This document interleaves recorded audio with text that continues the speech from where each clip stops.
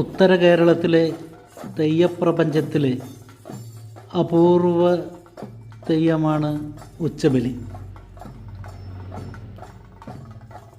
നമ്പൂതിരി ഇല്ലങ്ങളിലും ഉന്നത തറവാടുകളിലും നടത്തപ്പെടുന്ന ദൃഷ്ടിദോഷവും അകറ്റുന്ന ചടങ്ങായ കണ്ണേറ് പാട്ടിന് അനുബന്ധമായാണ് ഉച്ചബലി അരങ്ങേറുന്നത്. തറവാട്ടിലെ മുതിർന്ന അംഗത്തിനുണ്ടാവുന്ന ദൃഷ്ടിദോഷവും നാവേറുദോഷവും അകറ്റാൻ ആഭിചാര കർമ്മമെന്ന നിലയിലാണ് കണ്ണേറ് പാട്ട് പാടുന്നത്.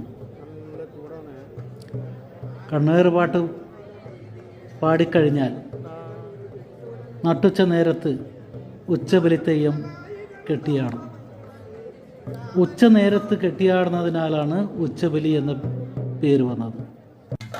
ഗോത്രവർഗകാലത്തെ നരബലിയുമായി ബന്ധപ്പെട്ട് ഉള്ള ഒരു തെയ്യമാണ് ഉച്ചബലി. ഉച്ചബലി തെയ്യം അരങ്ങിലെത്തുമ്പോൾ ഭൂതഗണങ്ങൾ എന്ന പോലെ കരാഗണങ്ങൾ അനുഗമിക്കും. കരാഗണങ്ങളുടെ കുസൃതിത്തരവും ഈ സമയത്ത് അരങ്ങേറും. മലയ സമുദായത്തിൽപ്പെട്ടവരാണ് ഉച്ചബലി കെട്ടിയാടുക.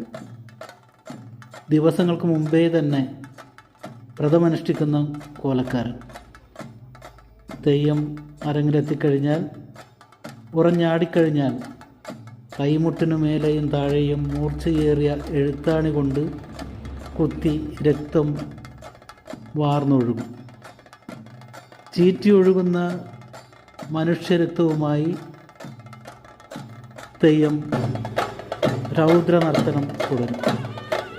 വായ്ത്താരികളും വായ്വാക്കുകളുമായി തുടരുന്ന ചടങ്ങിനൊടുവിൽ മൃതശരീരം എന്നതുപോലെ കിടക്കുകയും ഓടി പുതപ്പിച്ച് എടുത്തുകൊണ്ടു പോവുകയും ചെയ്യും.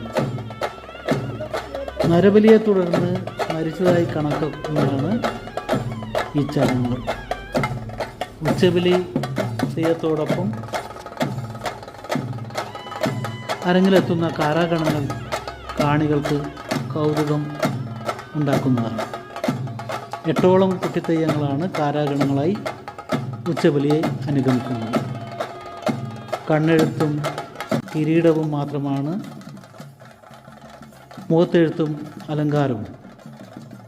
കുരുത്തോല കൊണ്ടുള്ള ഉടയാട ധരിക്കുന്നു.